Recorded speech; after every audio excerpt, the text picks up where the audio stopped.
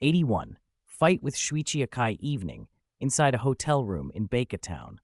Shuichi Akai idly nudged the ice in his glass with one hand while holding his phone to his ear with the other, talking to his superior. "You're saying there's been a development in the investigation into the potion?" Shuichi asked.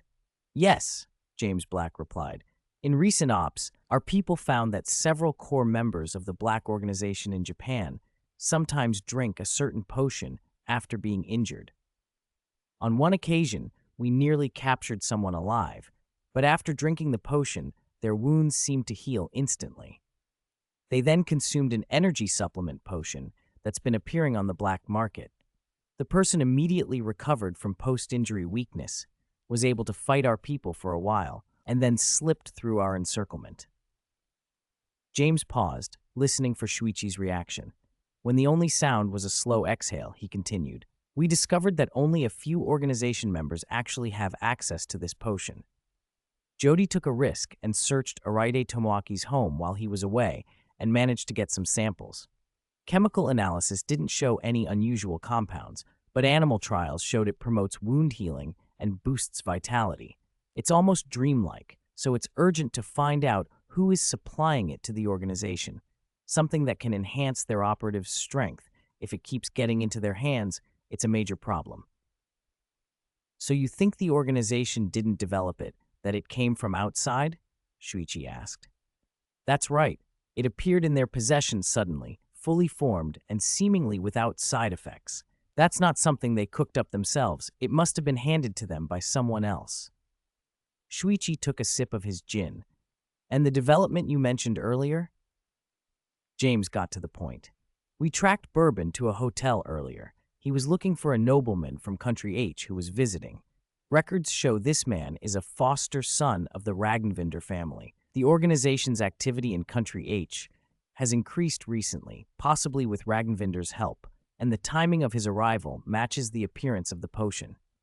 We suspect this gentleman from the Legenda family is likely connected to the potion, or at least knows something about it. But he may have noticed our surveillance. He hasn't left his room since arriving, and we can't get much on him. I want you to find a way to get close to him and see what you can uncover." Shuichi thought for a moment, drained his glass in one swallow, and replied, "No problem. Tell me where he's staying, and I'll find an opportunity." His voice cut off. A subtle sound, an unfamiliar shift in the room. Someone had entered. "Hello? Shuichi? You okay? Did something happen?" James's voice asked over the line, already tense when Shuichi fell silent. "Someone's in my room. I'll call you back." Shuichi cut the call, shut off the phone, and moved into action. He slid a pistol from the drawer, flicked the safety off, and crept toward the bedroom door, listening for movement in the living room. For a moment, there was nothing, only the hum of the air conditioner. Shuichi didn't let his guard down. He waited, then suddenly kicked the door open and swept the gun into the room. Before he could clear the threshold, a sharp thwack struck the pistol. His grip slipped. The gun flew from his hand and skidded across the floor. Arrows erupted from the shadows, 2, 3, in rapid succession. Shuichi rolled clear and brought his hands up, dodging the next volley. Across the room stood a young man with short orange hair and startling blue eyes. He wore gray clothes and a red scarf, and a peculiar ornament was fastened to his belt. In his hands he held a bow of unusual design. Shuichi's brain registered the stranger only a heartbeat. He'd never seen him before, but the face was unforgettable. The man made a motion at the bow and it changed, collapsed, split, and reformed into twin blades. He launched himself at Shuichi without warning. Shuichi had no time to question why. He switched to hand, using Jeet Kunido to parry and counter. The attacker was lightning fast, a consummate fighter, economical movements, fluid defense, and an instinctive ability to close distance. A blade swept past Shuichi's cheek. He felt the sting of a shallow cut. By the time they separated, several shallow and deeper wounds dotted his torso and arms. When the other man stopped pressing the attack and held his ground, Shuichi realized the assault hadn't been intended to kill. Otherwise, the strikes would have been far more lethal. He took a breath, flexing his bruised limbs, and forced his voice even. "Friend, may I ask just what I did to deserve that welcome?" He kept his stance ready. The way the man had fought, relentless but not murderous, left Shuichi certain there was purpose behind the attack, not blind malice. He only needed to learn what it was. Chapter 82. Tevat Infighting. Childe, Tartaglia said as he sheathed his weapon. You can call me Tartaglia. Friend, to be honest, I don't really know you either. Someone in our organization told me you're an FBI elite and that you can fight, so I didn't turn down the chance to meet you. I have to say, they were right. You are capable. Shuichi Akai relaxed a fraction when Tartaglia put his weapon away. Childe, is that your code name in the organization? Something like that. Something like that? Shuichi kept his expression even. The situation was unclear. He needed information. Then who told you about me and sent you here? I'm curious what caused today's unexpected incident. Tartaglia spread his hands. I don't know why he targeted you. You can ask him yourself. Then where can I find him? Right behind you. Tartaglia pointed over Shuichi's shoulder. Shuichi's chest tightened. He turned and saw a man leaning in the living room doorway, arms crossed. Keiya caught Shuichi's look and gave a small wave. Hello, Mr. Shuichi Akai, the FBI's ace. Keiya pushed himself off the doorframe and strolled to the sofa, motioning for Shuichi to sit. Tartaglia ignored him and took a seat on another couch. Shuichi let the tension drain away and sat where Keiya indicated. If they wanted to talk, they weren't an immediate threat. Besides, there were two of them. He'd listen first, decide later. May I ask who you are? Shuichi said. Keiya Alberich, the man replied. The person your FBI has been watching. I'm just a tourist, maybe do a few transactions now and then, so your surveillance has been a nuisance. I haven't even had time to play with Klee these past few days. He gave a dramatic sigh. I'm here to explain things in person and to ask that you tell your people to stop tailing me. If this keeps happening and misunderstandings turn into conflict, you can't guarantee all of us will be as merciful as you are. Next time, we might not be so lenient. Shuichi raised an eyebrow. That explained why he was summoned. It was a warning. Keiya saw him holding back and didn't press, smiling easily. We know about your conflict with the Black organization, but that's not our business. Our relationship with them is transactional. We have no interest in meddling in how the FBI handles them, unless there's something in it for us, of course. Aren't we being reasonable? Shuichi didn't answer directly. You've mentioned your organization, he said. What's the name of it? Oh, just a minor outfit you probably haven't heard of. Tevat. I'm with Mondstadt. I handle external communications and the like. Someone in communications with those skills. Your organization doesn't sound minor, Shuichi observed. Then he turned to Tartaglia. And you? He belongs to Fatui from Snezhnaya, Keiya said offhand, as if that should settle it. But don't worry about them. They're never popular. Tartaglia bristled. Hey, that's a bit much. How is Snezhnaya unimportant? Did you forget who helped earlier? Keiya snorted. Help? I didn't call you in. You just couldn't help but jump into a scrap. I still helped, Tartaglia shot back. And I seem to recall Mondstadt's boss was completely helpless against our Fatui's lady. Keiya's smile fixed into a mock grin. Oh, I heard that lady was later taken down by Inazuma's boss. Were you at the funeral? So what if I was? Tartaglia replied. That Inazuman woman might be strong, but she's on her own, and her own people are Fatui. Keiya leaned forward. I also heard someone was always Mr. Zhongli's unseen benefactor and ended up being tricked. I wonder how they feel about that now. I admired Mr. Zhongli's knowledge, Tartaglia said with a stubborn tilt to his voice. I did what I wanted. An awkward silence followed as both men trailed off. Shuichi sat back and watched the exchange, bemused. He hadn't expected that a simple question would unravel into a petty feud. Listening to them, he found it hard to reconcile. Factions within a single organization arguing so bitterly they caused deaths. How did they still operate under one banner and even undertake missions together? Who could lead such a group of volatile personalities? The questions were interesting, but he wouldn't jump in. Gathering more intelligence was the wiser course. The bickering died out quickly. These were old wounds, and arguing now served no purpose. Keiya returned to his point. Stop monitoring him and other members of Tevat. Shuichi sensed the firmness behind the request. Unwilling to pick a fight with another powerful organization, while he still had the Black organization to deal with, he nodded reluctantly. For now, they would withdraw surveillance. unless Kaya or his people made a clear threat. After Kaya and Tartaglia left, Shuichi Akai simply bandaged the wounds Tartaglia's knife had cut into him. When he finished, he went to tidy the room the two men had trashed and found that the arrows Tartaglia had fired earlier had vanished. In their place were several puddles of water on the floor. He called his superior, gave a brief report, and casually asked whether the other side had ever heard the name Tevat. To his surprise, James Black said he hadn't. That was odd.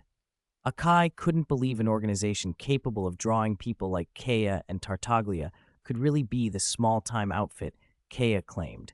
But with no solid leads, he had no choice but to concentrate on investigating the Black organization for now. Akai went over the photos he'd taken while tailing the detective boys. Among them was a little girl who looked almost exactly like Shiho, Akemi's younger sister, when she was a child. Perhaps she was the target of Vermouth's current operation. And that boy named Conan, he was far too clever. His reasoning and logical skills were completely unlike those of an elementary school student. Who was he, really? A few days later, at the Muri Detective Agency. Ran, look at this. Isn't it gorgeous? The first time I saw it, I thought I was staring at the stars. Suzuki Sonoko thrust a photo album at Ran Muri and pointed excitedly to the largest picture. Ran looked and smiled in agreement. It really does look like stars. It's beautiful. No wonder it's called Splendor of the Stars. I told you, Sonoko sighed, touching the gem in the picture. It catches any girl's eye right away. It's just a shame I can't buy it. Ran blinked. Is that gem that expensive? Even you can't get it, Sonoko. Sonoko waved a hand. It's only 50 million yen. She smiled as if the price were nothing. The problem isn't the money. The owner won't sell it. 50 million. Ran didn't know what to say. Maybe for Sonoko, the price truly wasn't the issue. Sonoko slumped over the table melodramatically. The thing is, the owners decided not to sell. She brightened the moment she mentioned a favorite subject. But oh, Kaito Kid has his eye on it too. I wanted to buy this Splendor of the Stars and keep it on me all the time. Then when Kid comes, I could tell him, I can't be separated from my gem. Please steal both me and the jewel. At the mention of Kid, Sonoko's gloom vanished and excitement returned to her voice. Just thinking about it makes me thrilled. Conan, standing nearby, perked up at the name. It had been ages since he'd heard anything about that thief. Was he planning something now?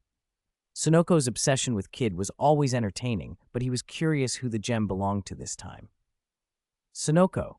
Ran glanced at her friend, who was lost in her daydream, and thought for a moment whether to remind her about Makoto Kyogoku. Instead, she changed tack. So, whose gem is this Splendor of the Stars?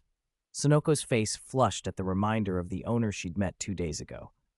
Under Ran and Conan's startled looks, Sonoko touched her warm cheek and replied with awe, Miss Ningguang, she's a very beautiful, well-proportioned older woman. My uncle said Miss Ningguang is a businesswoman from Country Z who's come here to open a branch. This jewelry exhibition is a kind of warm-up for establishing the new company. Conan raised an eyebrow at Sonoko's tone. It wasn't often she sounded that admiring about someone of the same gender. Who exactly was this Miss Ningguang? A company? A jewelry company? Ran asked. No. Sonoko shook her head. Although she started with jewelry, the company she's setting up this time looks like it's for skincare. My uncle and some of his partners have invested. He said Miss Ningguang's company has strong R&D, and their skincare products are very effective. She even gave some to my mother and me. Sonoko grabbed Ran's hand. Ran, I'll bring you some later. We girls have to take care of ourselves, Ran hesitated. Sonoko, are you sure? Miss Ningguang gave those to you. It's fine. She gave them to me because she wanted me to try them, right? Besides, I'll ask Uncle Mori and this brat. Sonoko pulled Conan close with a grin. I'll get this brat to help, so think of it as an early thank you present. Ran couldn't say no to that. She decided to return the favor later. Help? She asked. What does Sonoko want my father and Conan to do? Sonoko explained, excited. Like I said, Kaito Kid has his eye on this gem. Miss Ningguang actually received Kid's calling card, so she refused to let Officer Nakamori from Section 2 be in charge of the exhibition's security. She only allowed them to attend the show. That's why I came to invite you all. If we go, we can admire Miss Ningguang's other treasures, and maybe make things harder for Kid. I want to see him overcome all kinds of obstacles just to show up in front of me." Conan was speechless. Sunoko's obsession with the Phantom Thief always included a strange desire to complicate his life. Still, the fact that Miss Ningguang didn't let the Section 2 cops handle security suggested she had a lot of confidence in her own measures. Ran agreed at once. "We'll be there, me, my father, and Conan." On the day of the exhibition, the three of them arrived early, dressed formally before the crowd showed up. "Ran, Uncle, Conan, there you are." Sunoko greeted them eagerly and prepared to lead them to see the splendor of the stars before the room filled. They made their way to where the gem was on display and happened to spot Officer Nakamori arguing with an unfamiliar woman, mature, poised, and unmistakably elegant. 84. Professionals Officer Nakamori was talking loudly, one-sidedly, trying to convince the other party before the official exhibition. Let the experienced police handle the security for the gemstone. The woman listened intently and replied only occasionally with a few words to show she was paying attention, but she gave no real answer. Conan watched and thought, Officer Nakamori really has perseverance. The other side isn't listening at all, and yet he hasn't given up trying to persuade her. From where he stood, Conan guessed the woman must be the Miss Ningguang Sunoko had mentioned. Miss Ningguang had rare platinum blonde hair that flowed to her waist and striking vermilion eyes. She wore a qipao in gold, white, and black. A deep gold, fan-shaped ornament sat at her waist, and a yellow bead, one Conan was becoming familiar with, hung from it like a pendant. Honestly, Conan had stopped being surprised by now. Whenever he saw someone with such a distinctive look, he automatically started searching for similar bead accessories. Seeing one confirmed his hunch, but he still felt a little taken aback. He hadn't expected the head of such a large company to also follow something like the Anemo Archon Barbatos. And what did the different colors and styles of those beads signify? Different faiths? Different gods? Officer Nakamori raised his voice again. "Miss Ningguang, did you hear me? That thief kid is not easy to deal with. Your current security is completely inadequate. Let us experienced police handle on-site security. I promise you, we won't let that thief get anywhere near the gemstone." "Officer Nakamori, rest assured, I haven't taken this lightly," Ningguang said. "I've hired professionals to help." She noticed Sunoko's friends had arrived and, shifting the conversation, added, "Excuse me, I have guests." She left Officer Nakamori's side and walked over to Sunoko, greeting Ran and the others. "Hello, Miss Ningguang. I am the famous detective Kogoro Mori. It is a great honor to attend the jewelry exhibition you are hosting. I guarantee I will protect these gemstones from thieves with ill intent, just as I would protect you, Miss Ningguang." Before Ran could answer, her father's voice carried its usual pompous seriousness. When she turned, she saw him gazing at Miss Ningguang with all the fervor of a man who'd just found his latest crush. A vein pulsed at the corner of Ran's forehead. She restrained herself in front of everyone, planning to deal with him later. Conan thought, Uncle's unbelievable. He acts like this whenever he sees a beautiful woman. He should have looked at Rand's expression. He's in for a rough time later. And who calls themselves a famous detective? It's embarrassing. He doesn't even know how he solves cases half the time. Ningguang paused for a beat, then smiled. "Then I'll be counting on you, Mr. Mori." A staff member approached and said another girl had arrived outside, claiming to be Sunoko's friend and wishing to enter. "A friend?" Sunoko frowned. Everyone she invited had already arrived. "Did she give her name?" "She said her name is Natsume Natsuki." "Shiashi?" Sunoko muttered. "Didn't she say before that she had a commission and couldn't come?" Although Sunoko didn't know why Shiashi had shown up after all, she was pleased and hurriedly asked the staff member to bring her in. Shiashi explained to Sunoko that she had finished her commission early and happened to be nearby. Since Sunoko had mentioned Kaito Kid might appear today, she came by out of curiosity. Conan glanced at the suddenly appearing Shiashi and felt a little uneasy. She looked a bit fragile. Was she too tired today? He lowered his head and smiled to himself, thinking. The conversation paused, so Officer Nakamori hurried back to Ningguang's side and returned to the earlier subject. "Miss Ningguang, you said you hired professionals. Who are they?" With everyone watching curiously, Ningguang did not keep them in suspense. I heard that Mr. Kidd is a master of illusions. To deal with him, one naturally needs experts in that field.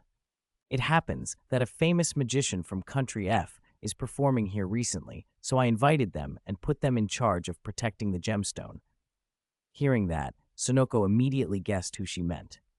Miss Ningguang, do you mean Magician Liney? I've seen his show. It's marvelous. Just imagining a showdown between two great illusionists makes me so excited. Ningguang smiled and confirmed Sonoko's guess. Kaido Kuroba, who was at the scene, heard her and smiled confidently. Let everyone watch and see who outshines whom, the magician or me. Ah, they're here. Ningguang saw a familiar brother and sister pair and waved them over. Let me introduce them. These two are the outside help I invited, Magician Liney and Magician Lynette. Hello, everyone, Liney and Lynette said. They turned and looked at Xiaxi with surprise. Xiaxi, you came to see the exhibition too? I just finished a commission and was nearby, so I came to take a look, Xiaxi said with a slightly stiff smile. Ran studied Xiaxi with curiosity. You know each other? Yes, Xiaxi stammered. Liney shot Xiaxi a meaningful look and answered for her. We happened to meet Xiaxi while traveling. She helped us out with a few things, and we became friends. A bead of sweat appeared on Xiaxi's forehead. What did that look from Liney mean? Had he figured something out? Liney had noticed that this Xiaxi knew the demoiselle of the Suzuki family and could easily sneak in. Since he'd spent time with her before and understood her habits, he had decided to impersonate her.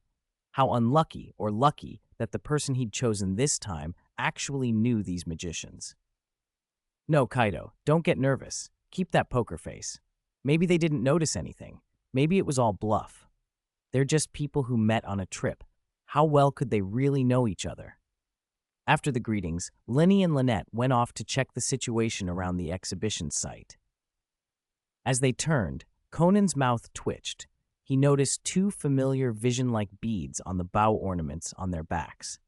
Strange, he didn't remember seeing those beads on them during the magic show before. Had they acquired them recently, or had they taken them off for the performance? If they had them then, why remove them for the show? Also, even though they shared similar decorations, Miss Ningguang clearly didn't seem close to Liney and Lynette. Their manner of speaking suggested distance, as if they had only just met. Conan had always assumed people who wore those beads knew one another. Sigh, more questions. But that's part of the fun. The harder the riddle, the greater the satisfaction when you finally uncover the truth. There was still some time before the moment Kaito Kid had announced, and the guests were arriving in trickles. Kaido Kuroba, disguised as Xiaxi, moved through the exhibition with Sonoko and the others, admiring the gems and taking the security layout in. The protection was looser than he'd expected. Officer Nakamori and his team had guards patrolling nearby, but they weren't responsible for the venue itself, so overall there weren't many obstacles. Had Miss Ningguang really put all her faith in those two professionals?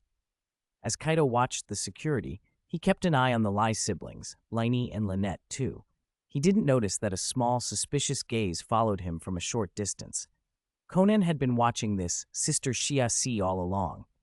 The more he looked, the more convinced he became that this Xiaxi was really Kaito Kid in disguise.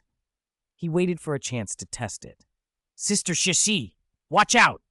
Conan sprinted ahead, pretending to be interested in a gemstone, and deliberately bumped into Xiaxi. Thud! Kaido hadn't expected it. They collided and went down. Sonoko and Ran hurried over to help both of them up. Conan, there are a lot of people here. You can't run around, Ran scolded as she helped him to his feet. You knocked Xiaxi over. Apologize. Yes, Conan dragged out his voice and shuffled over to Xiaxi. I'm sorry, Sister Xiaxi. I accidentally bumped you. Are you all right? Xiaxi quickly indicated she was fine. A faint white glint flashed across Conan's glasses. Ararere, how strange. Is Sister Xiaxi feeling ill today? Sonoko smacked Conan on the head. You brat, what are you saying? Xiaxi doesn't look sick at all. Don't go around cursing people. Conan rubbed the sore spot and continued. When Genta accidentally bumped into Sister Xiaxi earlier, she didn't react at all, but I knocked her over just now and she went down so easily. Maybe she's sick and that's why she's so weak. Sonoko and Ran exchanged puzzled looks. He's got a point, Sonoko said. Xiaxi really does seem off today. Ran nodded. Sunoko's voice climbed with excitement at the implication. Sensing Sunoko was about to blurt out his secret, Shiashi put an index finger to his lips. Sunoko obediently covered her mouth and nodded. Conan, what are you doing? At a time like this, you should be exposing Kaito Kid. Ignoring the chance, Conan finally shouted, loud enough to carry. Kaito Kid is here. He's disguised as Shia. He was cut off by a sudden cough. Kaito, quick on his feet, had tossed a smoke bomb underfoot. Conan hadn't dodged in time. The smoke made him cough uncontrollably, and he couldn't finish. Kaito used the diversion and slipped away along a memorized route, avoiding the guards and heading straight for the display labeled Starlight's Brilliance. When he reached the glass case and reached to disable the security, a hand clamped onto his. "Tada! Caught you!" said a calm, flat female voice near his ear. Kaito forced a smile. "Lynette, you've got it wrong. I saw the smoke and thought Kaito Kid might show up, so I came to check." He still clung to a sliver of hope that she hadn't recognized him. But her expressionless stare, edged with contempt, told him otherwise. He was exposed. There was no point in arguing. He tossed another smoke bomb. As the haze filled the space, Lynette coughed, and Kaito wrenched free. He turned back toward the gem, preparing to shut down the protection. Before he could reach it, a blade of swordlight whistled past his face. He jerked back, heart pounding. If not for his reflexes, that blade would have found his head. Where had Lynette pulled a sword from? How had such a weapon gotten past the entrance security? "Kaito Kid, where are you?" Officer Nakamori's voice called out. Kaito glanced at the gap between him and the case where Lynette stood blocking the way. He gave up on the attempt. In a quick move, he shouted in Shiashi's voice, "Officer Nakamori, I saw Kaito Kid disguised as Miss Lynette. He's right by the gemstone and about to make his move. Hurry." A moment later, Nakamori and several officers rushed toward the exhibit. Lynette had no intention of being arrested or detained.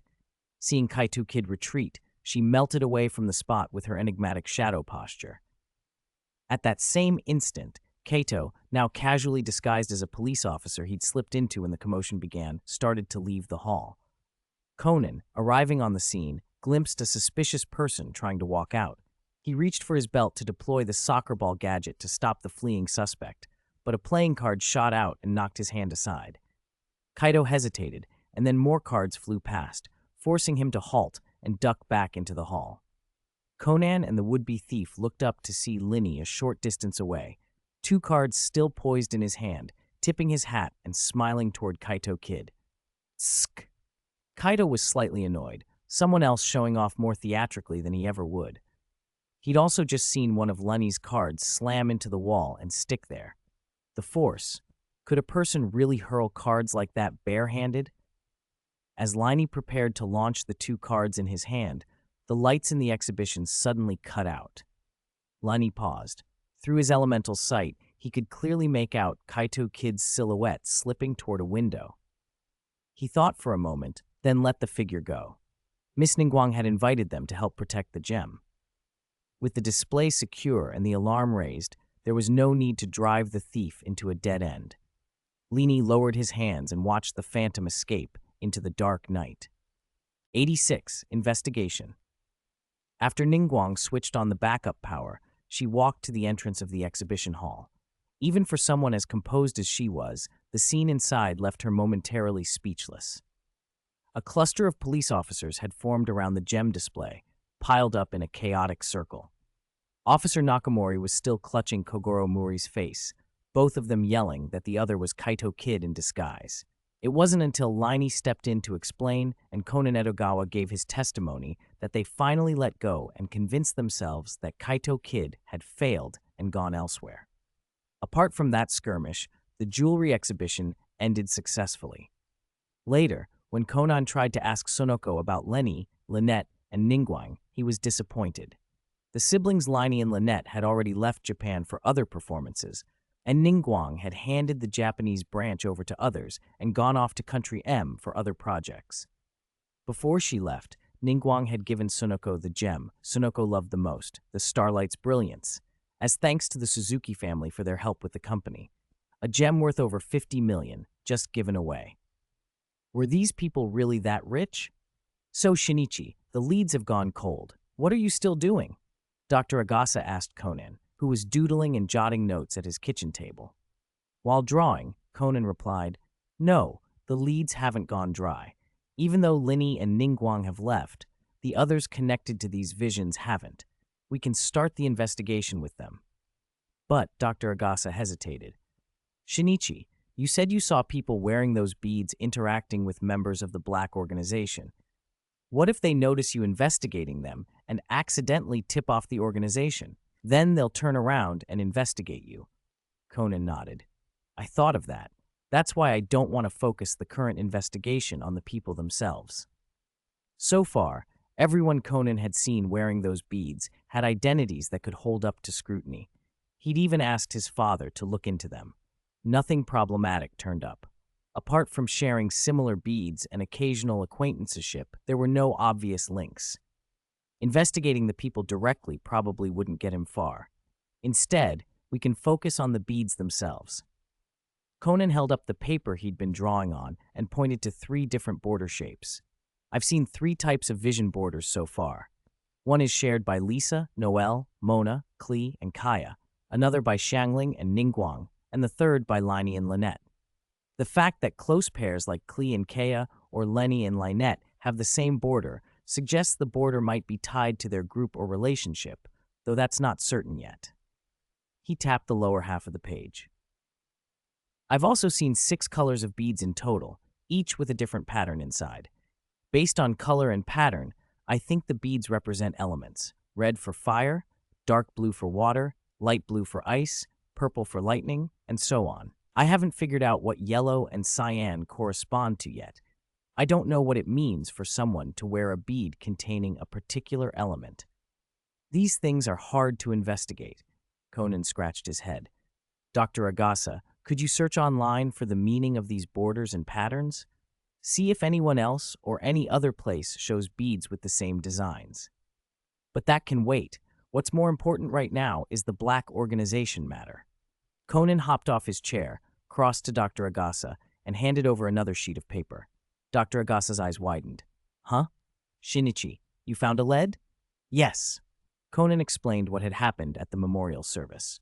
During the police investigation, Kenzo Masuyama Pisco had produced a purple handkerchief he had no reason to have, which implied an accomplice had been nearby. 7 people received purple handkerchiefs that day. Excluding Pisco, the most suspicious of the remaining 6 was the actress who had recently vanished, Chris Vineyard. Sharon Vineyard had once learned disguises from the same magician as his mother. Chris and Sharon are mother and daughter. Despite rumors of a strained relationship between them, Conan suspected Chris might know how to disguise herself. Lately, Haibara's been feeling like organization members are nearby, and Officer Takagi mentioned that Uncle Mori's recent case reports were stolen and then returned intact. "I think it's very possible Chris has infiltrated us in disguise to investigate," Conan said, handing Dr. Agasa a sheet with the web address for Chris's fan club. "Could you see what you can dig up from her fans? Anything could be useful." "I see. But Kudo, don't you have a suspicious foreign woman right next to you?" Dr. Agasa said, then paused. "Who are you talking about?" Conan snapped, and then realized that voice wasn't Dr. Agasa's. Suddenly, Heiji Hattori was there, leaning in with a grin. Dr. Agasa explained that he'd called Heiji for help. Seeing Conan so troubled lately, he thought Heiji might be the right person to bring in. Heiji bumped Conan's elbow playfully. "If Kudo has a problem, I'll help him. That's what friends are for." Conan tried not to show how annoyed he was. "Back to the point," Heiji continued. "Hasn't a strange foreign woman shown up near you? Are you talking about Miss Jody?" Dr. Agasa blurted out before Conan could stop him. Conan shot Heiji a sideways glare. Of course, Heiji would jump straight to investigating Miss Jody once he heard. Conan hadn't wanted Heiji to get too involved with the Black Organization's affairs, but he couldn't stop it now. Resigned, he agreed to go with Heiji to check out Miss Jody's residence. Before he left, Conan warned Dr. Agasa not to tell Haibara about any of this. Haibara wasn't as unaffected as she appeared, and he didn't want her to worry. Haibara, who had been standing quietly behind the door listening to the conversation, lowered her head and muttered, "Idiot." "Let's get one thing straight. We're only here to scope the place out today. No extra moves," Conan said. A little while later, Conan and Haiji Hattori stood outside Jodi's apartment door. Conan emphasized the point again. Haiji nodded readily, then asked, "So what excuse are we using to see her?" "Huh," Conan spun around in disbelief. "You didn't think of one." As they bickered about whether to bail for lack of a pretext, the door swung open. "Conan and Haiji, what are you two arguing about outside Miss Jodi's door?" a voice called. They both froze. "Sis Shiashi, what are you doing here?" Conan blurted out. Shiashi's presence was the last thing Conan had expected. She explained casually, "I ran into Miss Jodi during that bus hijacking case, remember? Tonight I had a job nearby and bumped into her again. She was curious about what I did back then, and since her place was close, she invited me over to chat." She looked at Conan and Haiji. "So what brings you two here all of a sudden?" Cold sweat prickled Conan's forehead. In a panic, he blurted that they'd come to hang out with Miss Jodi. She regarded their awkward smiles with suspicion, but said nothing more, just ushered them inside. "I can't believe someone so tiny knows so much." Jodi was exclaiming in the living room, praising Nahida to the ceiling. Hearing the commotion at the door, she turned and saw Shiashi had brought two people with her. Her expression flickered. "Amazing, Shiashi. Your ears are so sharp. I didn't hear a thing at the door." Earlier, while they'd been talking, Shiashi had suddenly said someone was outside looking for her. Jodi had wondered if she'd misheard, yet the visitors were really there. Shiashi shrugged and sat down. "It's nothing special. They were making quite a racket out there. Nahida, you're here too." Conan stepped forward and, seeing Nahida, couldn't hide his surprise. "Hello," she said with a smile. "Kudo, who's this?" Haiji leaned close to Conan in a low voice. He'd met Shiashi at Taitenhai's festival. Who was the kid beside her? Luck had been rotten tonight. They'd come to sound out Miss Jodi and run into two outsiders, one of them a child. "This is Nahida," Conan said. "She's supposedly the daughter of one of Shiashi's friends. Shiashi's looking after her for now." "Oh." Once Haiji knew, his interest cooled. Jodi glanced at Conan with a teasing grin. "So, cool kid, what brings you and your friend to visit me?" Conan repeated the excuse he'd given. "Well, sit and chat. I'll get you some water." "Still, cool kid, I thought you were smart, but this little girl's no less sharp," she said with a wink and headed to the kitchen. "Heh, what the heck, Kudo? What's with this kid? She's saying she's no worse than you?" Haiji grumbled. Conan half-lidded his eyes. "Haibara thinks Nahida's probably a genius." "A genius?" Haiji scratched his head. "I've never seen one. Speaking of which, Sis Shiashi, where's Klee? I saw her with you a few days ago." "Kaya had something to take care of, so I looked after Klee for a few days. When he was free again, I sent her back." Crack. A cup shattered on the kitchen floor. Everyone in the living room turned to see Jodi had dropped a cup. "Ah, I just lost my grip. Don't worry, I'll clean it up in a bit," she said. Conan and Haiji exchanged a quick look. Neither believed her. She hadn't simply slipped. She'd dropped the cup in surprise after Shiashi mentioned Kaya's name. Shiashi hadn't said anything remarkable, just that Kaya had been involved with Klee. The only plausible conclusion was that Jodi knew Kaya and hadn't expected Shiashi to know him. Could Jodi be connected to the Black Organization? Kaya, the name Shuichi had mentioned, had clearly startled her. She hadn't expected this girl Vermouth had been watching to bring him up, much less to sound as close to him as to have babysat his child. Was Shiashi tied to Kaya's circle? Did Vermouth's interest in her relate to Kaya? And why the phrase, hard-won princess? And what was Vermouth's interest in that boy, Conan? Questions swirled in Conan's head, but outwardly, Jodi finished pouring the water and carried it over to Haiji and Conan, and the conversation continued as if nothing had happened. A moment later, Haiji leaned toward Conan and whispered, "Kudo, now I get what Miss Jodi meant. Tell me straight, did Nahida take the same drug you did?" Conan narrowed his eyes. "I told you, she might just be a genius. And don't think I haven't suspected. I had the professor check her entry records. They're legit. Stop assuming every smart kid is like us." Haiji snorted. "Ha, Kudo, you hypocrite. You suspected her enough to check, yet you call me out for guessing." With Shiashi present, Conan realized they weren't going to learn anything more tonight. He soon suggested they leave, and seeing how late it was, Shiashi prepared to go with them. 88. Solving the case after Conan, Shiashi, and the others said goodbye to Jodi, they stepped into the elevator. "Oh, Heiji, where's Kazuha? Didn't she come to Tokyo with you?" Shiashi asked, thinking back to the school festival. Kazuha and Heiji were always together. It seemed odd she wasn't with him. Heiji's face went pale when Shiashi mentioned Kazuha. "Oh no, I'd completely forgotten I had plans with Kazuha tonight." Conan was speechless. If Heiji had plans, why suggest they come see Jody? Shiashi just felt sorry for Kazuha. How could she like a guy like Heiji? He seemed to care more about Kudo than about her. Still, at least he'd ditch Kazuha for Kudo without hesitation. Heiji fished his phone out and checked the time. It was almost 8. He'd arranged to meet Kazuha at a shop around 8. Now it was definitely too late.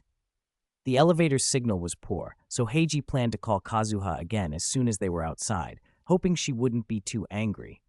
They stepped out of the apartment building, Conan and the others waiting on the sidewalk, while Heiji made his call. Wait! Heiji's call had just connected when something suddenly yanked at his clothes. He stumbled back. Conan, who was holding Nahida's hand, was pulled back a few steps as well. Something dropped in front of them, a cell phone. Before they could react, something else came hurtling down. It was a person. Heiji muttered a few words to Kazuha, then, ignoring the voice on the other end, hung up and dashed forward with Conan to see what had happened. Upstairs in her apartment, Jody had just finished checking her room and was about to call Shuichi to report what she'd found that day when someone rang her doorbell. Puzzled, she opened it to find Shia and the others returning. From Heiji and Conan's rushed explanation, she learned there had been an accident. No, a case. Next door. The victim was her neighbor, and the police were already there. The group had come first to see if Jody knew anything. Jody listened, then grabbed her camera.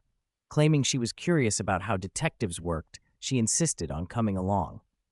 Heiji used the spare key the victim's girlfriend had given him downstairs to unlock the neighbor's door. They entered. Jody began taking pictures of the room while the group looked around. Torn curtains in the victim's bedroom and the displaced bed immediately made Conan and Heiji exchange a look. This was no accident. It was murder. Shiashi noticed Jody's camera turning subtly toward them and shifted so her face wouldn't be captured. Since she'd learned ether existed in this world, she had become careful about being photographed. She looked far too much like her troublesome older brother, and she couldn't risk exposing his identity.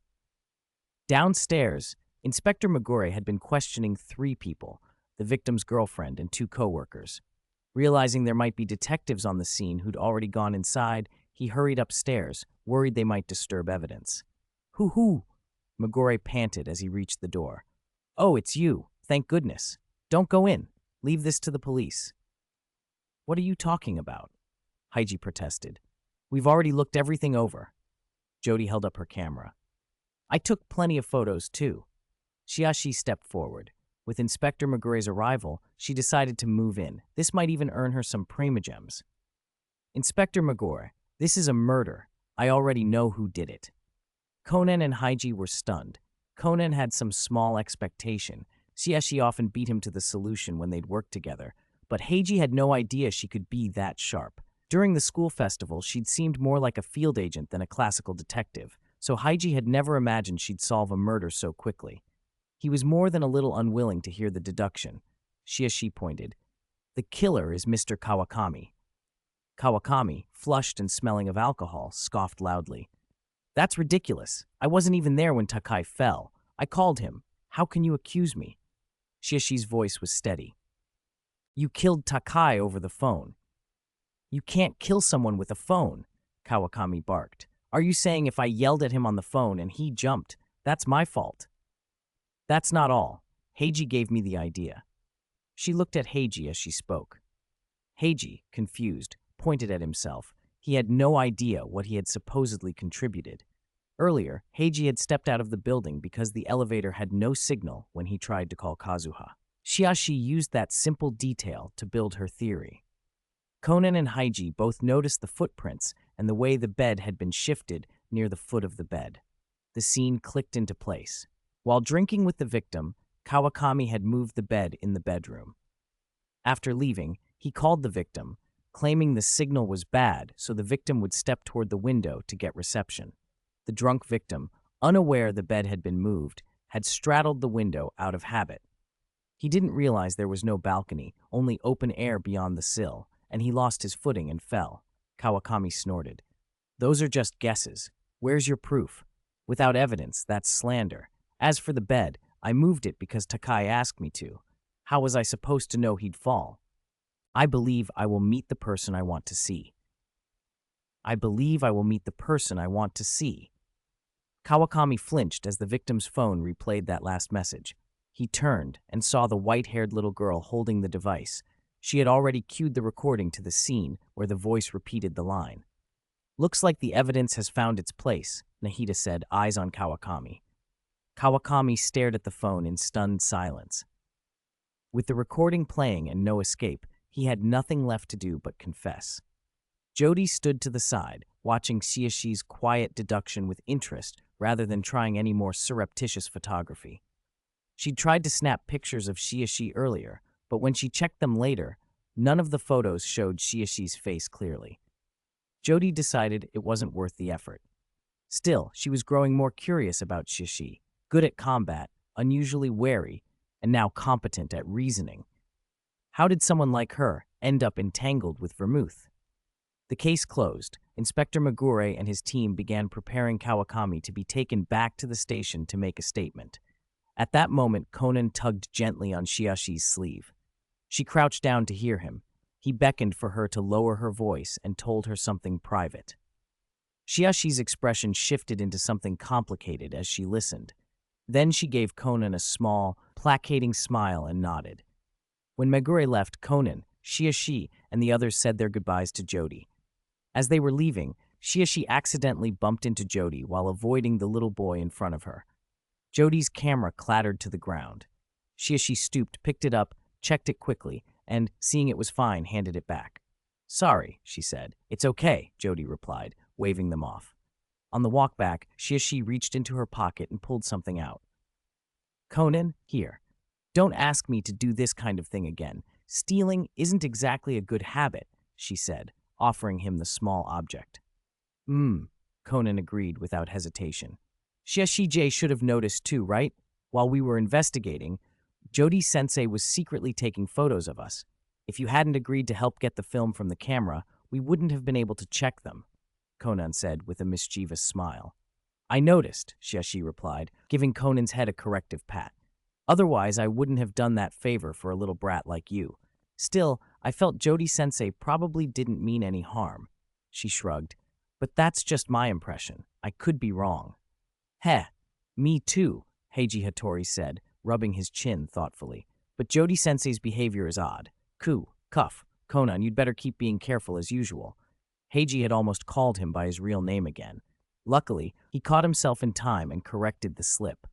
Conan's face tightened with comic dread. This guy really needs to watch himself. If Heiji ever blurted out Shinichi's name in front of Ran. Shiashi heard Heiji's awkward recovery and felt a flicker of helplessness. Heiji's vigilance was lacking. She worried one day he'd slip, and she wouldn't have a good excuse to play ignorant. Heiji, did you finish talking with Kazuha earlier? She couldn't still be waiting for you, could she? Shiashi asked. Earlier, Heiji had said he'd call Kazuha, but been interrupted by the case. She wondered if he'd forgotten to call back. Oh, I forgot. I'm so sorry. Heiji's eyes went wide. He hadn't explained everything properly to Kazuha before the case began, and it seemed she was still waiting. Conan, Natsume, Nahida, I have something to do. I'll take off now. Conan, if you have any problems, call me anytime. Bye. Heiji waved and sprinted off. I feel a bit bad for Kazuha, Shiashi sighed. Yeah. Conan nodded, watching Heiji's retreat with half-closed eyes. Nahida cocked her head and smiled. If Kazuha is willing to wait, doesn't that mean she believes she'll eventually be with the one she's waiting for? Shiashi nodded slowly. That's true.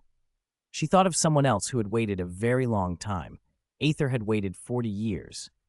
Had he always believed she would come? Considering how long he waited, she couldn't blame him for appearing and disappearing without explanation.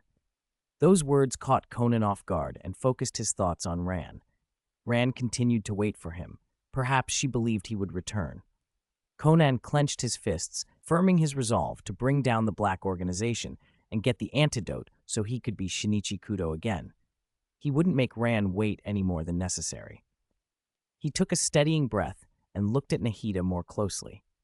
The little girl's words hadn't sounded like something an elementary schooler would say. Then he looked up at Xiaxi. Xiaxi-Jie, how do you know so many people? Chefs, librarians, magicians, even foreign nobles. How do you meet all these friends? I want to make more friends too. Xiaxi studied Conan's feigned innocence for a moment and felt a small chill. The boy's acting was too practiced. I told you before, Conan, my brother disappeared. I've been searching for him, so I've traveled a lot. I haven't found him yet, but I've gained many things along the way. Those friends are one of them. During my travels, they helped me, though sometimes they caused trouble, and that's how we became friends. She ruffled his hair again. So you met them during your travels. That's nice. I wish I could meet so many friends too, Conan said, lowering his head to think. Was it really a coincidence that Xiaxi knew those people? He couldn't be sure yet, but she didn't seem to have any sort of vision, neither did Nahida. What was going on? Then, Xiaxi-Jie, have you heard of the Animo Archon Barbatos? Conan asked. 90, Grass God Buyer.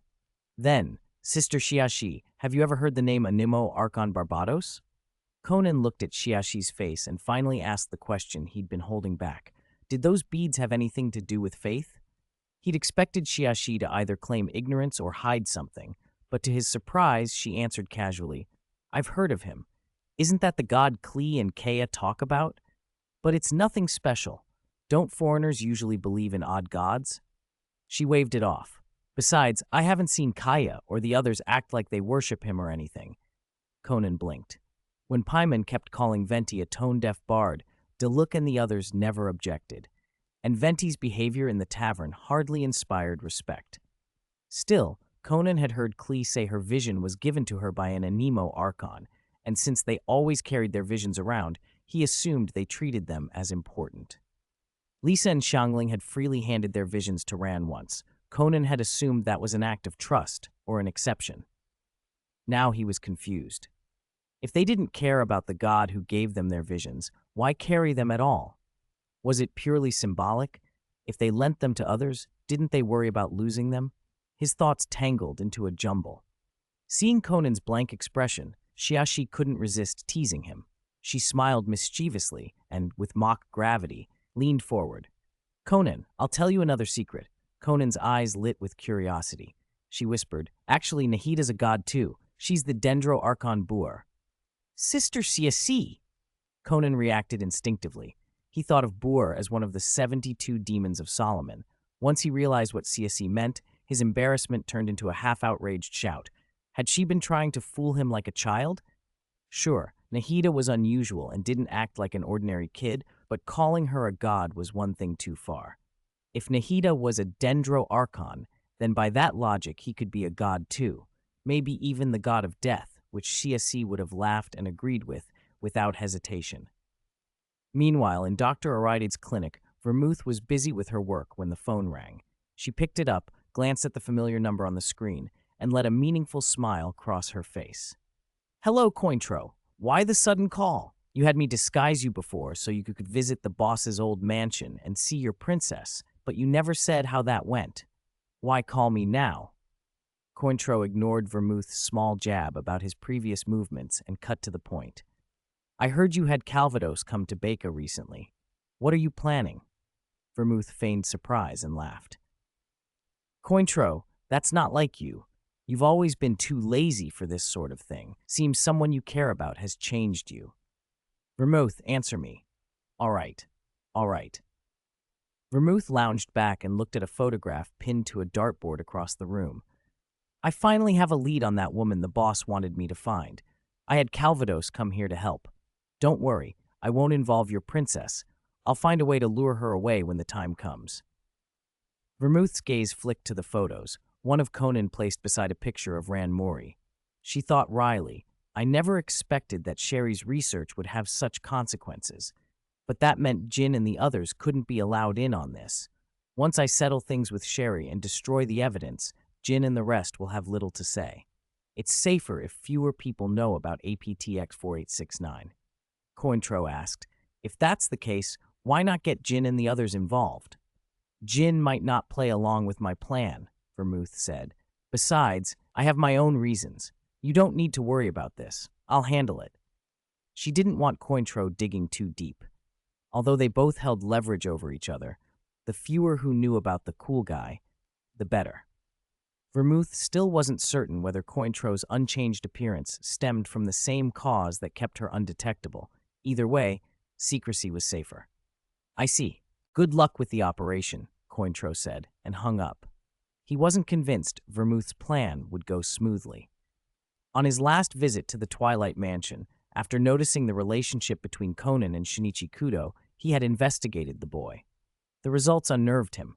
This child's experiences over the past years were richer than Cointreau's own in 40 years. He was always at or headed toward crime scenes. No wonder Shiashi kept running into cases and increasing his workload unexpectedly. This was the reason.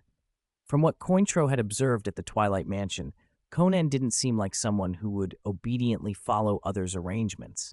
And Shiashi, his sister, wasn't exactly a model of compliance either. With the capable friends around her, he had no idea what she might do. He sighed, massaging his forehead. Before Vermouth made her move, he needed a way to let Shiashi know about his connection to the Black organization, so she'd have some reservations. He didn't want to admit it so early, but it might be necessary. 91. Klee is missing.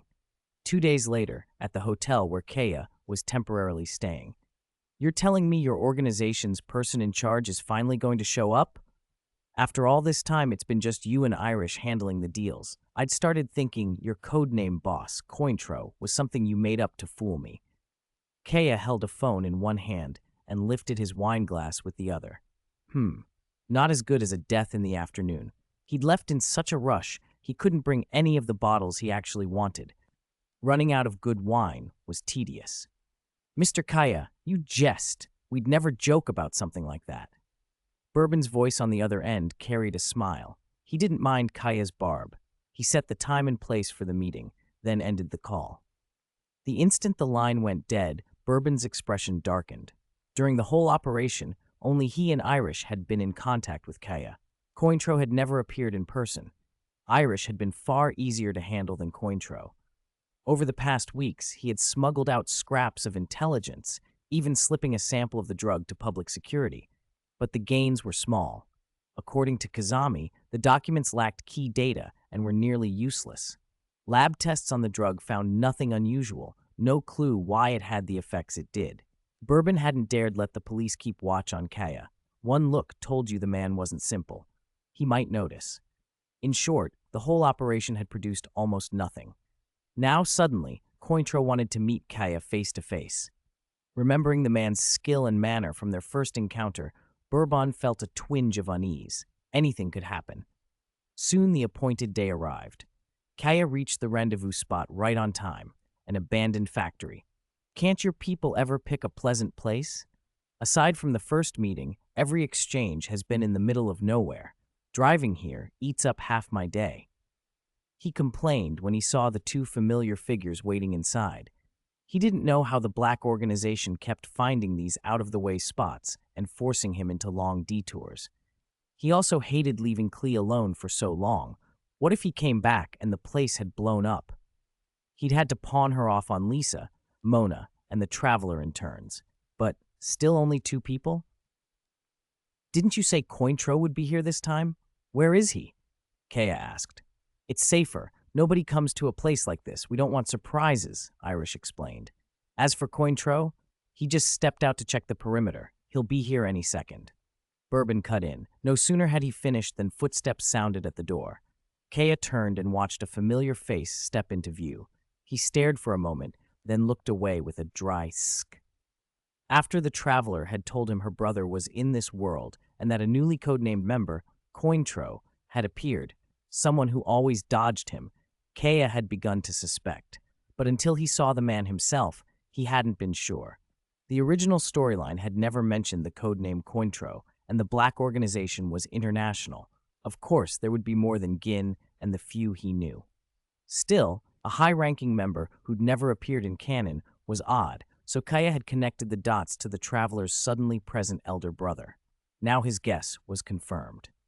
Hello. First time meeting, Mr. Kea. I'm Cointro. The man acted as if this were truly their first encounter. In a way it was, and gave a polite nod. Noting Kea's reaction, he added, "Do you have some issue with me, Mr. Kea?" "None at all. I'm just annoyed you're better looking than me." Kea shrugged. Cointro glanced at Bourbon. "Do you feel the same annoyance toward him?" "Are you mocking me?" Kaya exclaimed. "You think Bourbon's handsomer than me? At least you two share a certain similarity." Cointro's voice was dry. Irish looked between them, compared faces, then leaned toward Bourbon and whispered, "Don't worry, you're a shade paler." Veins popped on Bourbon's forehead. "Why drag me into this? And what's wrong with being darker anyway?" Kea and Cointro both heard. Kea's expression darkened. He decided to drop the banter and get the deal done. Once they'd finished the exchange, he'd go back and tell the traveler about her irresponsible brother, then let whatever mess followed be between her and Cointro. He'd enjoy watching the man's reaction. The two sides completed the trade without incident. Bourbon quietly exhaled. Clearly Cointro didn't suspect him. He'd simply come to meet a partner. Just as Kaya was preparing to leave, his phone buzzed. He paused, checked the screen. Mona? A bad feeling hit him.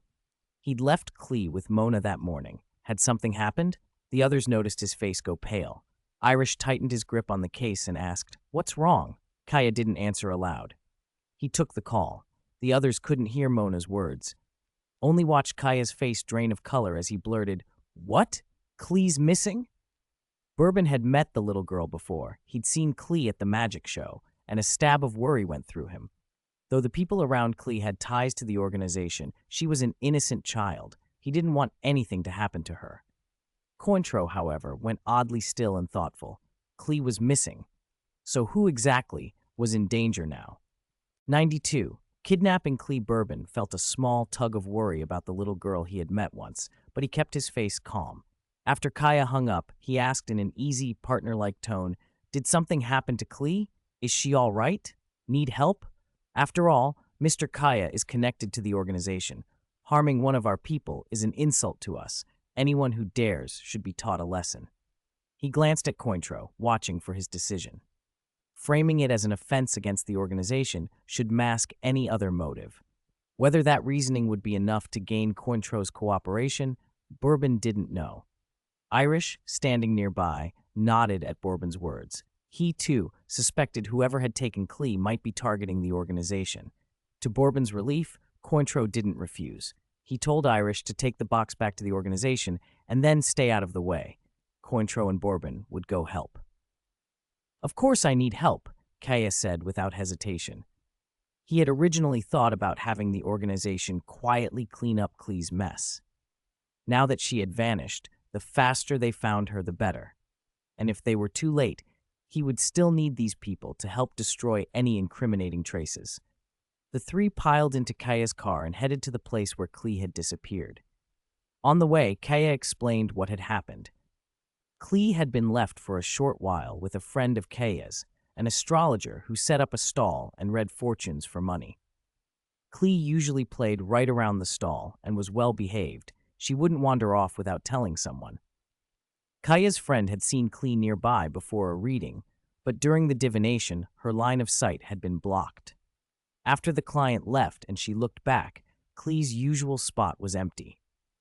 At first, she thought Klee had gone off to play, but after searching and getting no reply to messages sent through the system, she realized something was wrong and called Kaya, asking him to find Klee quickly.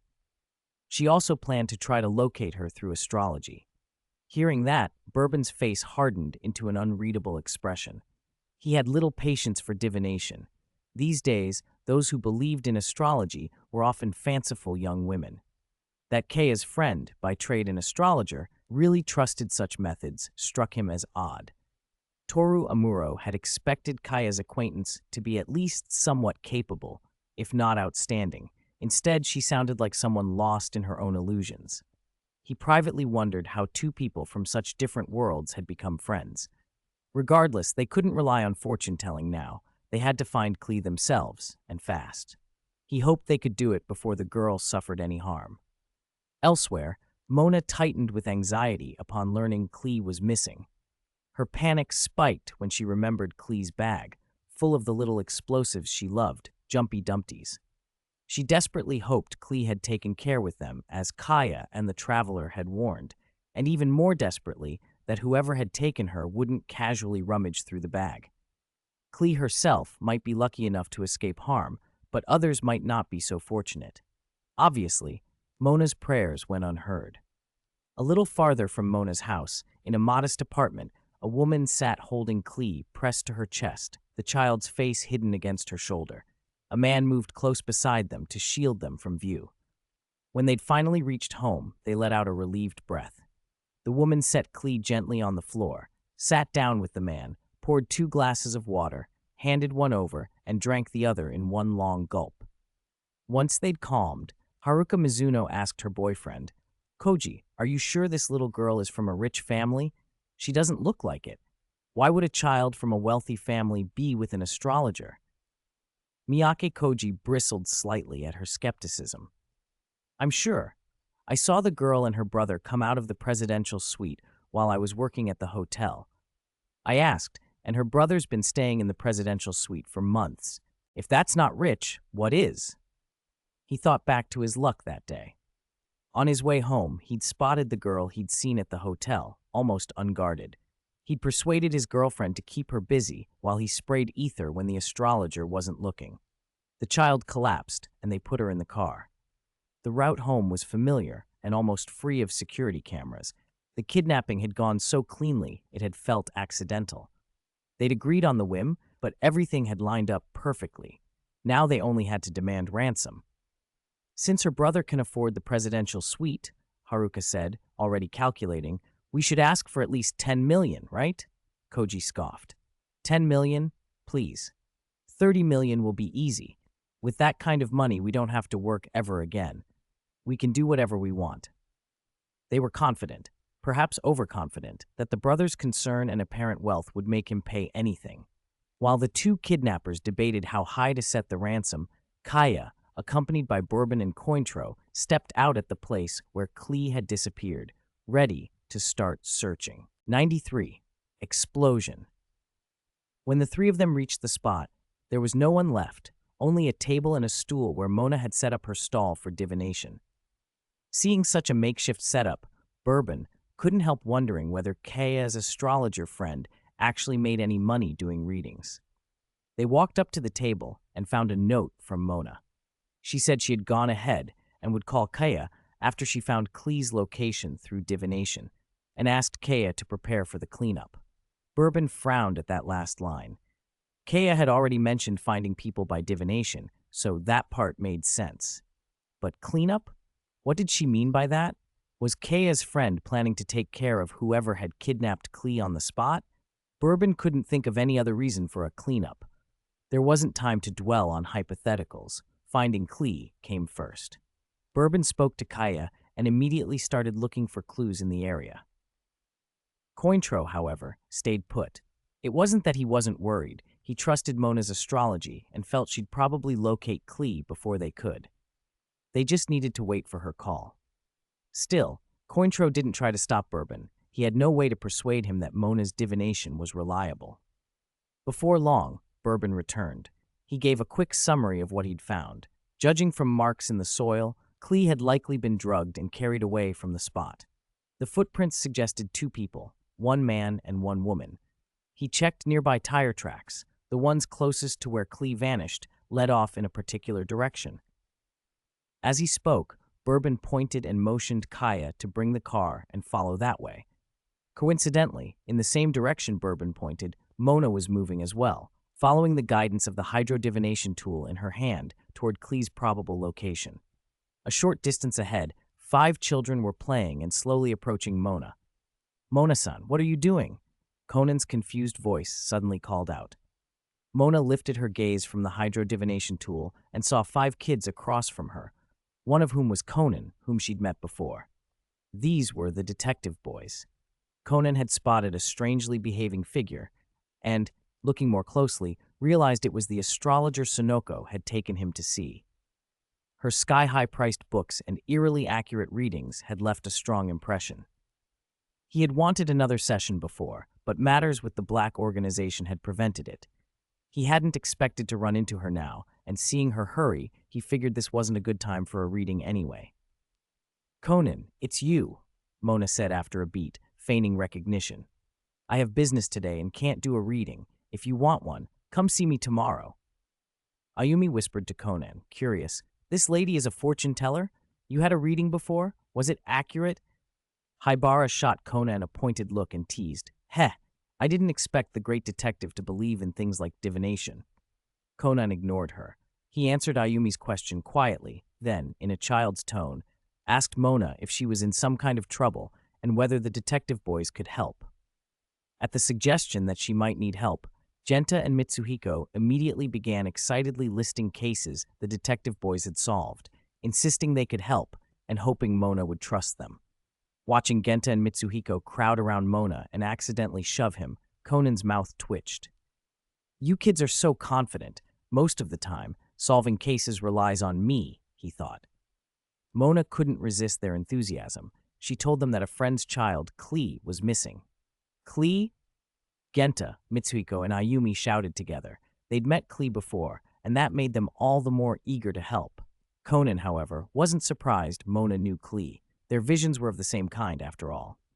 At Haibara's side, she leaned in and whispered to Conan, "I'm starting to believe what you said." The odds of two people wearing the same beads encountering each other by chance were vanishingly small. Haibara was beginning to accept Conan's theory that those with visions were connected. Conan registered her change of heart with a slight pang. He'd been worried about scaring her with talk of Kaya's possible ties to the black organization. Seeing the children ready to rush off, Mona raised a hand to stop them. "Actually, I don't need a lot of help. I've already used astrology to get a rough location for Klee. She's likely in that building ahead." She pointed to a nearby residential block. "I can't confirm her exact position from here, though.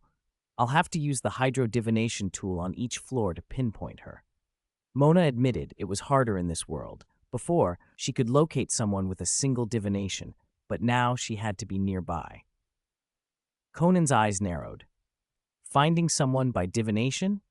That method defied all logical explanation. The other three kids took her words at face value. Though disappointed they couldn't do more, they didn't doubt Mona and prepared to follow her to the building to help check. Conan and Haibara still had reservations, but without any leads of their own, they followed as well. If the divination failed, they would come up with another plan. Analytically, the building Mona had indicated was not far from where Klee had gone missing. It was plausible the kidnappers were there. They reached the building and were about to knock on doors, floor by floor, when, boom, an explosion ripped out from a room on the third floor. 94, Klee's doll. A little earlier, Koji Miyake and Haruka Mizuno had finally agreed on a ransom. As they haggled, Haruka noticed the little girl on the floor was still wearing a backpack with a pretty red bead on the zipper. Thinking it might be a valuable gem, she plucked it off. Seeing his girlfriend's move, Koji said, "Open the backpack. There might be something else worth taking." Haruka thought that made sense and hurried to unzip the bag. To her disappointment, it was stuffed with cute red dolls. She rummaged, hoping for something else, but found nothing. Finally, losing patience, she upended the bag. Dolls spilled across the floor. Nothing but dolls. "Big brother, big sister, why did you pour out Klee's jumpy dumpties? Brother Kaya will be mad, but don't worry, if you didn't mean it, Klee will put in a good word for you." A sweet, childish voice piped up right behind Haruka, making her jump. She hadn't caught what was said at first. She spun around and found the kidnapped girl already awake, sitting on the floor and watching them curiously, with not a trace of fear on her face. "When did you wake up?" Koji exclaimed, only now realizing the child was conscious. Klee sort of woke up in the car, but the ride was bumpy, so Klee fell asleep again. "Just woke up now," Klee answered sheepishly. Both kidnappers twitched at the corner of their mouths. Ether-soaked kids weren't supposed to snap back this fast. They'd left her untied on the ground because they hadn't expected her to wake so soon. No matter, two adults could handle one small child, as long as they kept things quiet. Haruka forced a smile and cooed, "Little sister, the floor's cold. Come here to big sister." She edged toward Klee, planning to grab her before she could react. Klee watched her approach and said kindly, "Big sister, watch your step. Don't touch Klee's jumpy dumpties. They're a bit unstable. Klee will be fine if they blow, but you two might not be." Haruka heard the warning, but treated it like childish nonsense. Bombs, explosions. She laughed it off and kept walking, absently nudging something with her foot. Klee watched as the big sister ignored her and pushed one jumpy dumpty, which rolled into another and set off a chain reaction. To the kidnapper's disbelief, one dumpty popped, far enough away to spare them serious harm. Then every doll began sparking. They bolted for the door. When Conan and the others arrived at the sound of the blast, they found two soot-blackened adults groaning amid the rubble, and Klee spotless, as if no kidnapping or explosion had happened. The detective boys swarmed around her, asking if she was hurt. "Nope, Klee's okay, but those two big siblings over there don't look so good," she said, worriedly eyeing the pair on the ground. Haibara crouched beside her and said, "Don't worry. Kidnapping children and making bombs. Once the police arrive, they'll be properly taught a lesson."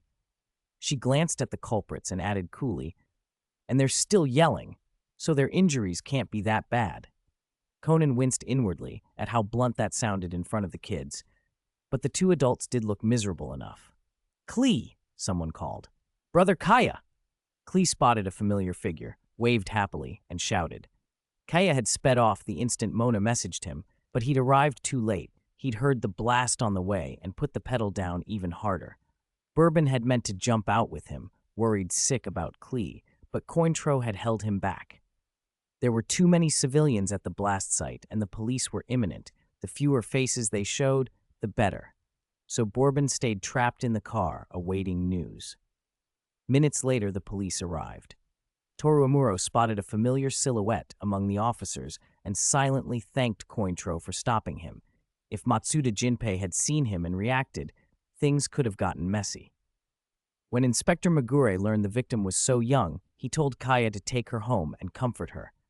A child would surely be frightened after such an ordeal. Though the culprits screamed that the bombs weren't theirs and insisted those dolls were the real bombs, no officer took them seriously, dismissed as a pathetic excuse. The detectives were outraged. Kidnap a cute little girl and then blame her toys? Did they think the police were idiots?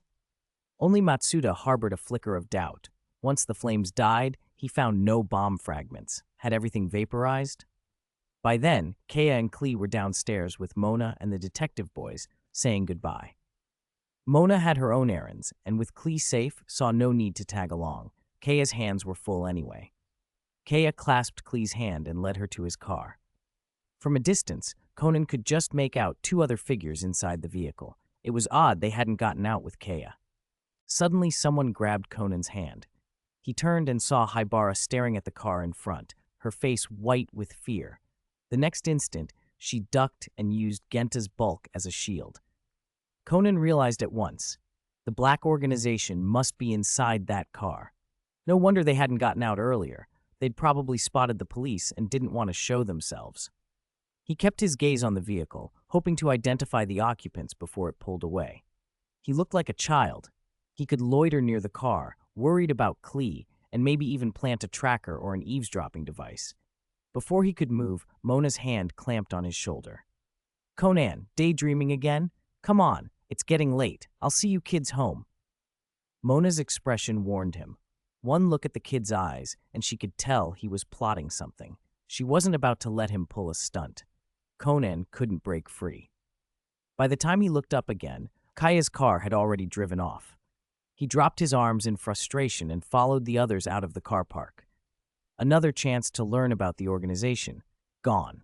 Still, he watched Mona's retreating figure, wondering if she'd stopped him on purpose or if it had been coincidence. In Kaya's car, Klee kept twisting in the front passenger seat, sneaking glances at the people behind them, especially Cointreau. She must have looked at him more than 10 times. Bourbon, amused and worried Cointreau might lose patience, teased, "Klee, why do you keep staring at this brother? Do you think he's handsome?" Klee nodded. Klee thinks this brother is as pretty as Big Sister." Bourbon burst out laughing and turned to needle Cointreau. "See? Even a kid thinks you look as lovely as a girl. Bourbon assumed the child meant Cointreau was so pretty he could pass for a girl. Kids sometimes mix up genders, and with Cointreau's long braided blonde hair and golden eyes, the mistake seemed natural. It never occurred to him that Clee's big sister might refer to someone specific. Cointreau rolled his eyes at Bourbon, gave Clee a faint smile, and turned back to the window, signaling he didn't want any more teasing. Back at Dr. Agasa's house, after Mona left, Haibara cornered Conan. Those people with visions, are they connected to the Black Organization? Did you know all along? Conan saw there was no point hiding it and recounted what had happened after the magic show. He tried to calm her. So far, I've only seen Kaya meeting with organization members. I can't be sure every vision holder is involved. Look on the bright side. Maybe it's just Kaya. Klee, Mona, Xiangling. They don't look like criminals. Haibara stayed tense. But it's too risky. If the organization tells Kaya about who took APEX 4869 and they're this close, once they suspect something, the people around us. Conan lowered his head. Light flashed off his glasses. I won't let danger touch the people we care about, especially Ran. He lifted his head and forced a smile. Don't be so tense. Keep acting the way you always do around them. Any sudden change would draw attention. Besides, nothing's happened while we've been with Xiangling and Klee, which suggests they really aren't involved. The key right now is Kaya. Before you do anything, remember Ran. Don't drag her into it. Haibara's warning was final. Seeing the resolve in Conan's eyes, she knew she couldn't persuade him further. Dr. Agasa stood awkwardly to one side while Conan and Haibara argued. When they finally reached an uneasy understanding, he exhaled and produced an invitation he had found that morning in the Kudo mailbox. Muri Detective Agency. Halloween party? Kogoro exclaimed. It wasn't even October. What kind of Halloween party was this? Ran held the invitation and read aloud, It says it's an out-of-season costume party. Still chewing, Kogoro asked without much interest, So what does the letter say? Ran glanced awkwardly at her father and read, To the incompetent detective Kogoro Mori. At that insult, Kogoro's face contorted, and then he exploded with manic laughter, veins bulging. He vowed to attend the party and teach the sender a lesson. By the way, Ran, which idiot sent this? He demanded. Ran turned the envelope over. Looks like a foreigner, signed Vermouth. The day before the Halloween party, at the Muri Detective Agency, Ran stood by the window on the phone while Sonoko Suzuki applied makeup to Kogoro and Shiashi. Shiashi had received an invitation to. She remembered the last Halloween party Vermouth had used as bait to lure Ran Muri and Konan Edogawa away, though in the end, neither of them had gone. Vermouth had sent an identical invitation to Shiashi this time, most likely because of her brother. When Vermouth had posed as Dr. Araide at Tayton High, she must have realized Shiashi was related to Cointreau of the Black Organization. Still, Shiashi hadn't expected her brother to be a high-ranking member of the syndicate.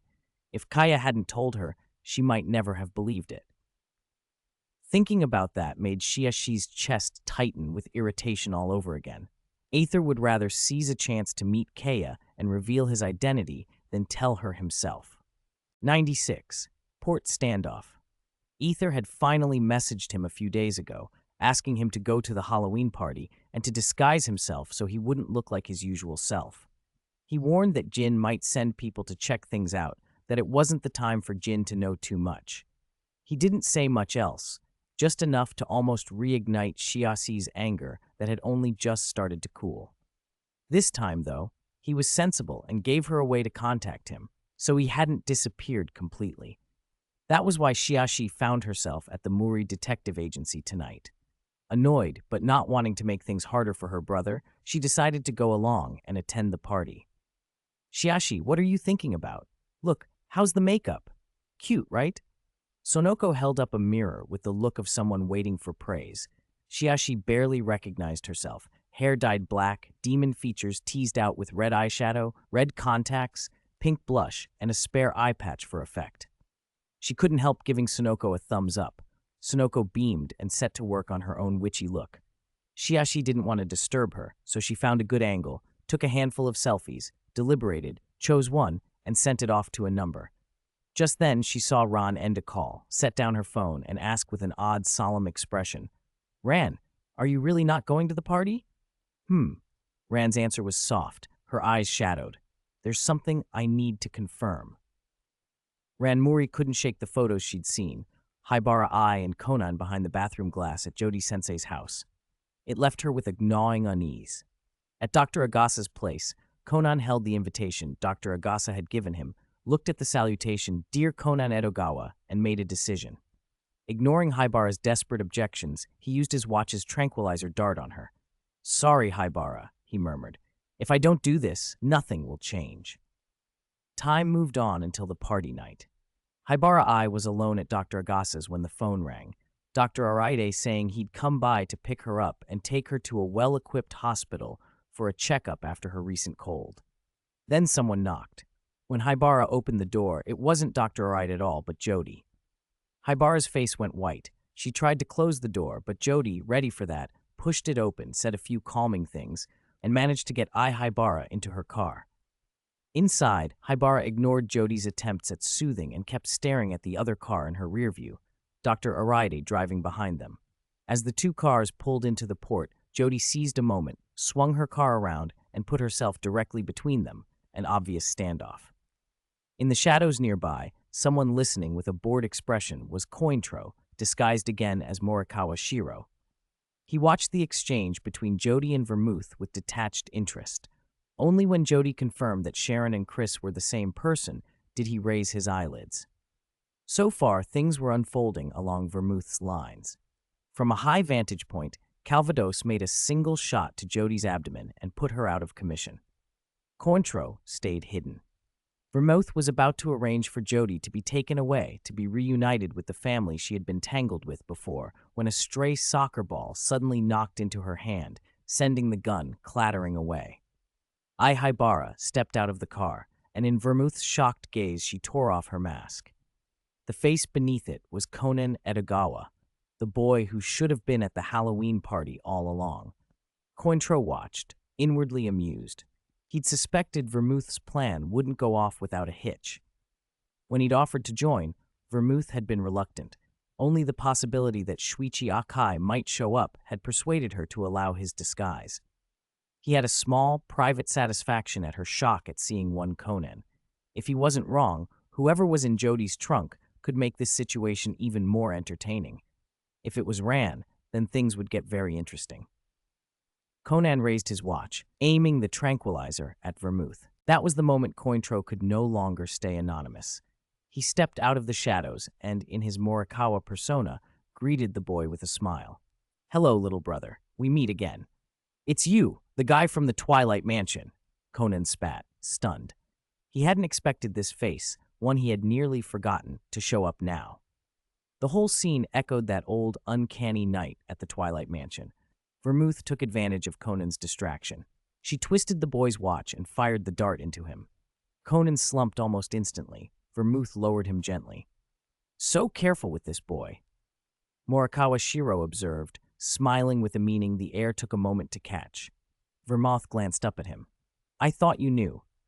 If you're talking about why you're so concerned with him, Morikawa said, I know. This boy doesn't hide himself properly. If someone notices something odd and pokes around a bit, it's easy to figure out. He hesitated, then added, almost ruefully, when I actually confirmed it, I'll admit I was startled. I didn't expect Sherry's research to have come this far. His smile sharpened. If the boss finds out, he'll be in great danger, won't he? Vermouth shrugged, cool and unreadable. You won't tell the boss, will you? The implication hung in the salt air. Morikawa's expression suggested he had his own reasons for discretion. He changed tack. I hear you've been in touch with some people in Europe. What are you planning? Morikawa didn't answer directly. Instead, he asked, It looks like your plan failed. Sherry hasn't shown herself, has she? Vermouth's position in the organization and her past time in the U.S. left traces she couldn't fully hide, and she had no intention of pretending otherwise. She would need certain people later, which was part of why she'd turned up at all. But she would not let herself be trapped here. For a long heartbeat, both of them regarded the prostrate Conan and the ruined standoff around them. The port hummed with the distant hush of the sea and the faint, impatient cries of gulls. Vermouth's eyes were flat as the ocean. She could not be taken here. No, it seems not, Vermouth murmured, watching the taxi approach. She smiled slowly. No matter how many surprises today had brought, if that girl was eliminated in the end, nothing else would matter. She trained her pistol on Sherry as the young woman walked toward them, fighting to steady her fear. Welcome, Sherry. Ihibara's steps faltered when she drew close and saw Conan lying beside the car. Terror flooded her. She feared she'd come too late. Only when she saw Edogawa Conan's chest rise and fall and noted there was no blood did she exhale. He seemed alive for now. Hibara folded her tracking glasses away, faced Vermouth's gun, and forced her trembling limbs to calm. I came today to end this. I won't run anymore. Even if you're arrested, as long as I live, you won't stop hunting me. I only ask one thing. Leave everyone else out of it. Vermouth's expression didn't change. Except for the FBI woman nearby, she had no interest in anyone else. She raised her pistol to finish the job. Sherry, she said, if you need someone to blame for what became of you, blame your parents for taking on that foolish research. Morikawa Shiro, standing to one side, was dumbfounded. Vermouth spoke as if she'd ever intended to spare the others. And why hadn't she fired already? He thought. Keep talking, and something else will go wrong. He hadn't forgotten there was still one more person present, and he did not intend to reveal the hidden observer. If it truly was Ran Mori, things could get even messier. Just before Vermouth could pull the trigger, the woman who'd been in Jody's trunk burst out and flung herself over Hibara, shielding her. What followed was almost farcical. Calvados, at close range, missed again and again. Vermouth, on recognizing Ran, even fired a warning shot at Calvados. Had Vermouth's attempt to clear the scene accomplished nothing? The very people she wanted gone were all here. At least his little sister had been obedient. He'd told her to stay away, and she hadn't appeared. Seeing Vermouth fire into the ground, Morikawa stepped forward, exasperation in his voice. That Miss Mori clearly won't move. If you don't want to hurt her, stop wasting bullets. Don't worry, I won't say a word. Miss Jody, don't move, he added, his back still to the woman on the ground. The next bullet might not stop at your abdomen. Jody's breath hitched, her cautious reach for the pistol by her side froze. She had been careful, and he hadn't even turned to watch her. How had he noticed? She didn't dare move again. From the way Ran had gone to Hibara, immediate danger seemed unlikely. After a few more shots, Vermouth lowered her pistol in frustration. Every reaction had been seen by Cointreau. Now Cointreau knew just how much Ran meant to her, and he would use that. Thank heavens it was Cointreau here and not Jin. She started to speak, but he was gone. Then a scuffle sounded from Calvados's direction, amid further gunfire. Clutching her wounded abdomen, Jody looked up and whispered a name. Shuichi. Vermouth caught the murmur and sneered. Rai, Shuichi Akai had arrived. Vermouth's lips curved. Now she would see whether the FBI ace who once infiltrated the organization could gain the upper hand against Cointreau. In the distance, police sirens wailed. Reluctantly, Vermouth accepted that there was nothing left to gain today. She would drive off first. As for Cointreau, she trusted he'd find his own exit. She started the engine, preoccupied, and failed to notice a small figure slipping into the back seat. Down on the wharf, after Shuichi's shot at Calvados's leg had been interrupted, Morikawa closed the distance and engaged him. While they traded blows, he glanced back and ordered Calvados to leave. The police would be there soon. Whether today's events would reach the boss mattered to Vermouth even more than it did to Morikawa. She'd make sure Calvados understood that. Calvados needed no further prompting. He gathered himself and vanished into the shadows. He didn't know the man who'd been here, but Vermouth had brought him, evidence of her standing, and the stranger had saved his life. Questioning him would be unthinkable. The police are here. Aren't you leaving? Shuichi asked the man who matched him blow for blow, his tone grave. When had the organization gained someone so strong? What was his code name? Vermouth treated him like a high-ranking operative, certainly not a newcomer. But Shuichi had never seen him during his time undercover. Akai felt the force of the man's fists and frowned. They were evenly matched, yet Morikawa was clearly holding back. Earlier, when he'd tried to cripple Calvados, Shuichi hadn't noticed Morikawa slipping in behind him. A single bullet then could have taken him out. Why was the man restraining himself? The existence of such an operative was worrying. Morikawa had no intention of crippling Shuichi, and for a simple reason, he needed Akai to keep the organization, especially the boss and room, focused on him, so Morikawa could maneuver in the shadows. The fight continued, a clash of wills and technique, while the wail of sirens grew louder and the night around them tightened with danger. 98. A pitiful boss. "Aren't you still here?" Morikawa Shiro said, glancing at the scene. "You FBI agents have always been arrogant in Japan, but try explaining being caught at a shooting scene when you didn't report in first, and your partner." He flicked his eyes toward Jody. "She's been shot. If you don't treat her soon, she'll bleed out." He hardly seemed to notice the approaching sirens. Calvados had already gone, so Morikawa had no more worries and focused entirely on Shuichi Akai. "That's not your concern," Akai said. "If the police catch us, it'll be an annoyance at most, but if you don't get away in time and get taken, you won't be rescued. The organization won't bother. Gin certainly won't. Maybe you should be hurrying out." Shuichi didn't want to keep tangling with the man in front of him. Jody was seriously hurt. He needed to get away from the scene quickly to check on her.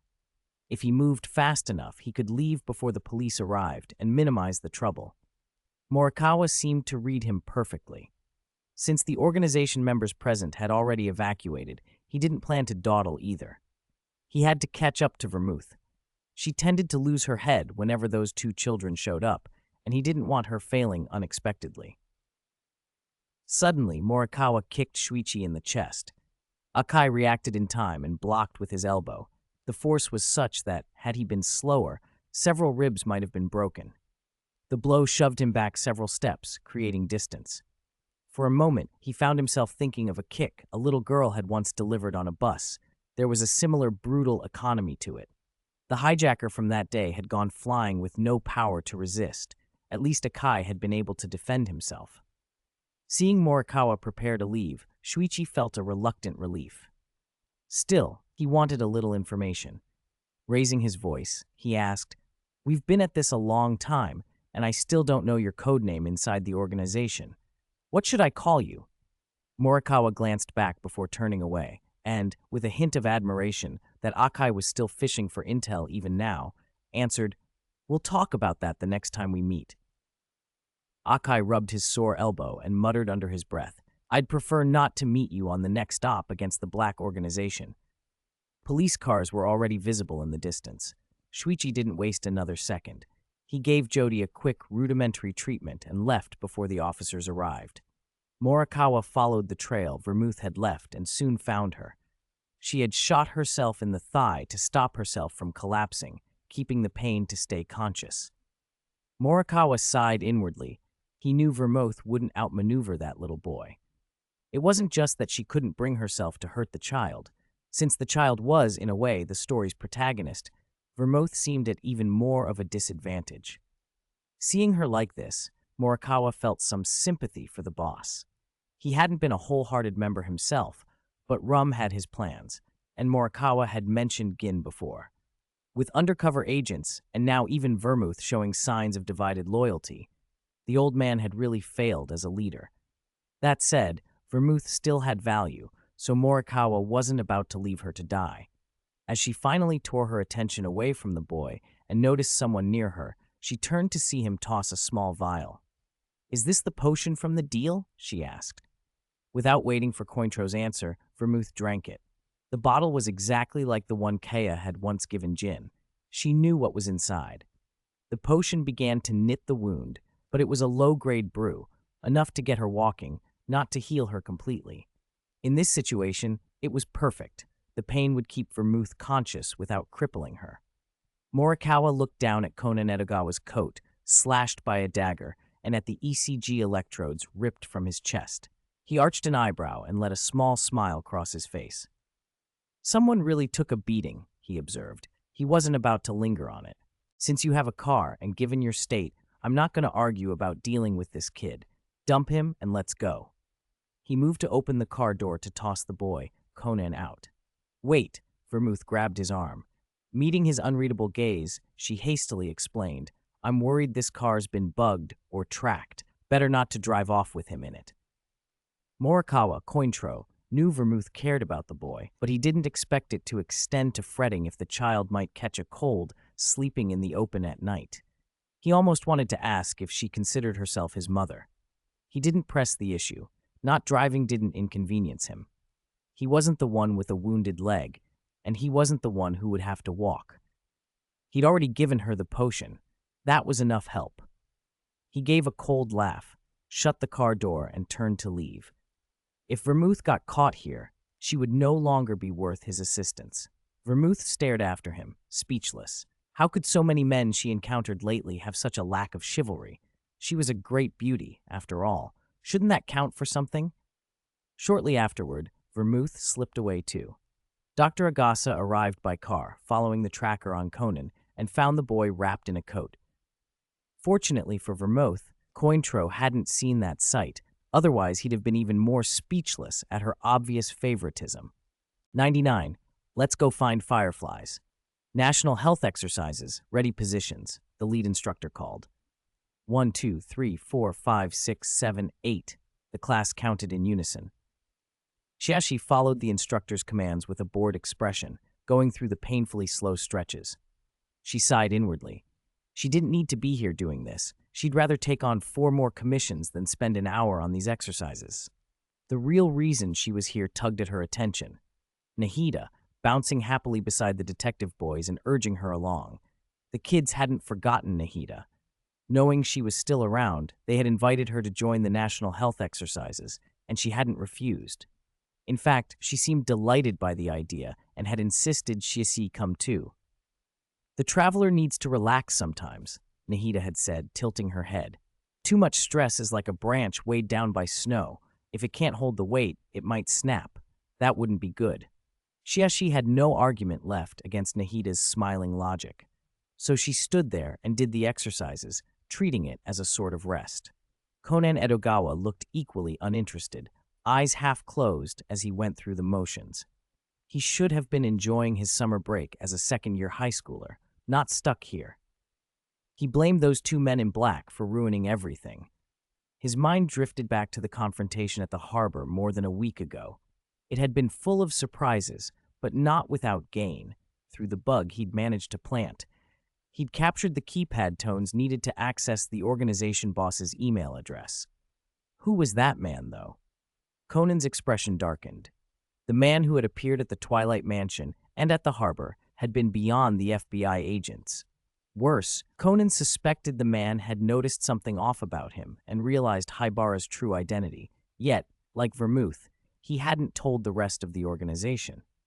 Had Vermouth intervened? Was there a pact with him? In any case, the information hadn't leaked, and that was what mattered.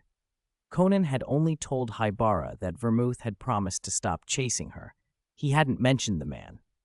If Vermouth could make that promise, it suggested she trusted that man not to expose Haibara either. He still didn't understand why Vermouth cared so much, but at least his guess seemed right. "Hey, Conan, take it seriously," Genta barked, noticing Conan's distraction. Ayumi chimed in cheerfully.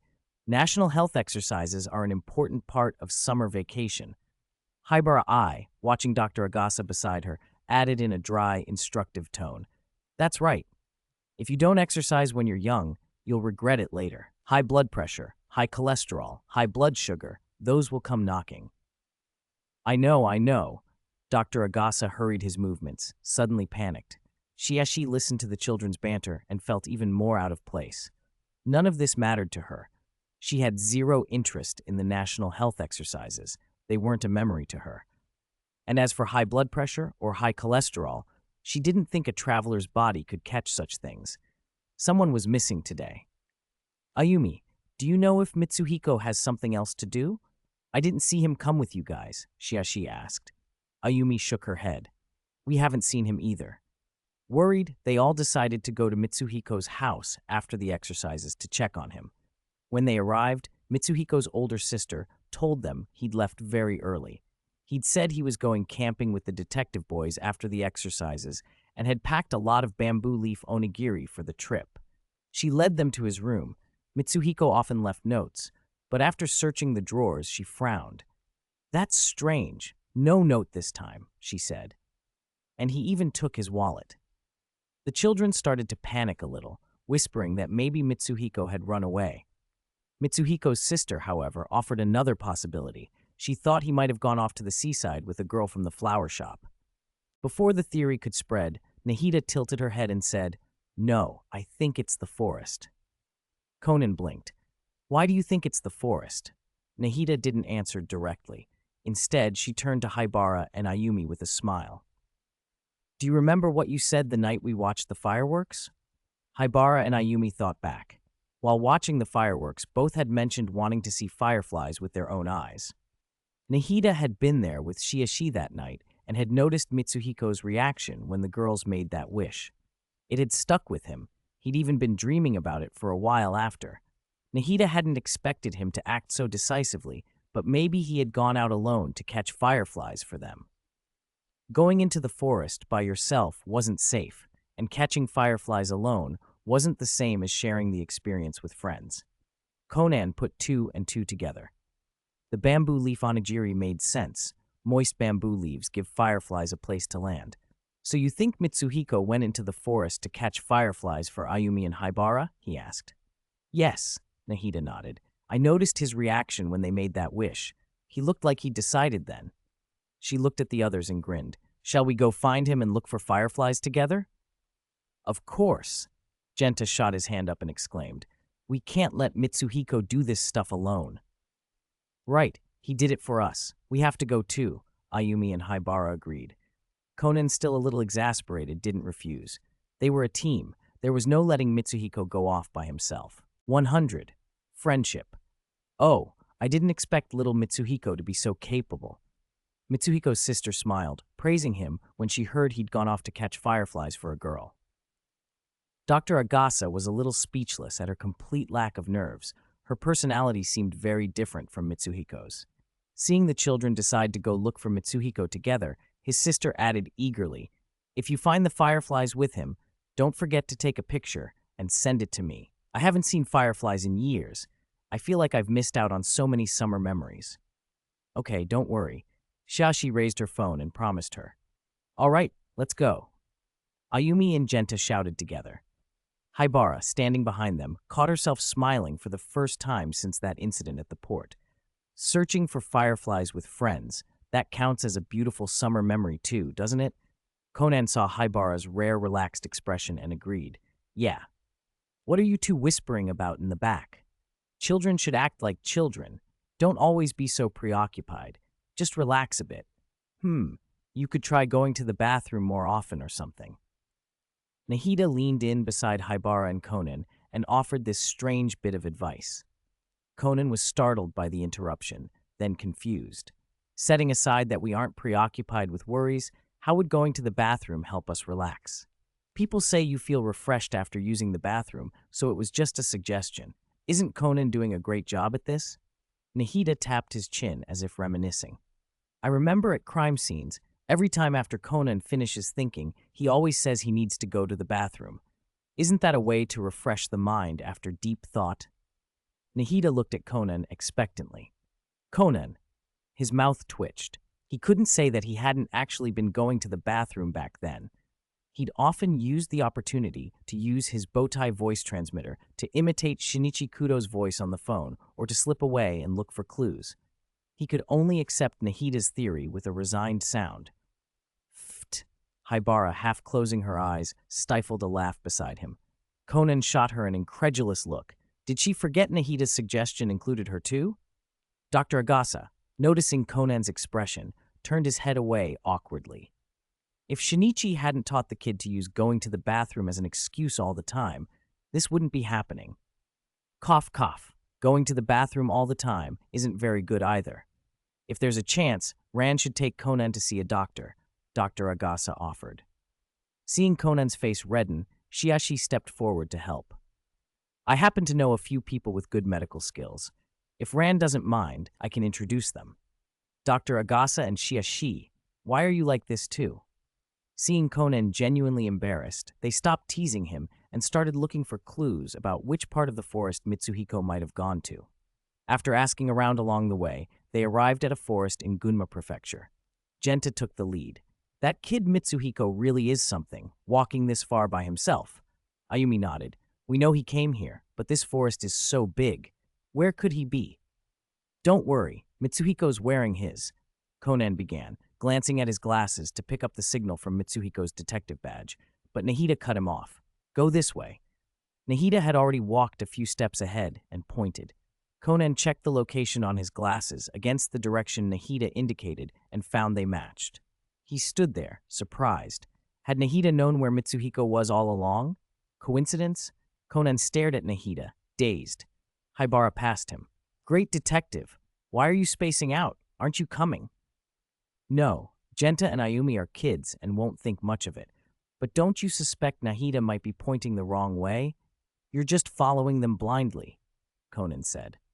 Weren't you just checking the badge on your tracking glasses? If the direction were wrong, you would have said so instead of standing there blankly. Haibara turned and said calmly, Conan, thanks a lot for the vote of confidence. Still, every time the group hesitated, Nahida pointed them in the right direction. Conan couldn't help wondering whether Nahida had secretly planted a tracker on Mitsuhiko. Before long, though, the battery in Conan's tracking glasses died, and the badge's location disappeared from the display. Fortunately, they no longer needed the glasses. Following Nahida's lead, the group walked on and soon saw a small child near the riverbank, obviously Mitsuhiko. Mitsuhiko, Genta and Ayumi called and rushed forward. Why is everyone here? Mitsuhiko looked surprised to find the group before him. Conan stepped up and explained why they'd come. Mitsuhiko, that's unfair. You should have called everyone to come together for something like this. Genta hooked an arm around Mitsuhiko's shoulders, smiling. Exactly. All of us detective boys looking for fireflies together would be a rare summer memory, Ayumi said seriously. Haibara walked up and teased. Yeah, do you not consider us your friends? No. Mitsuhiko quickly denied it, then, seeing everyone's serious faces, broke into a smile. Everyone. Shiashi and Dr. Agasa stood behind them, watching the children with fond smiles. Children's friendships are truly moving, don't you think, Shiashi? Nahida said, turning to look back at Shiashi with a smile. Shiashi's expression went almost speechless. It was a little odd to hear such a grown-up sentiment come from someone who looked like a child.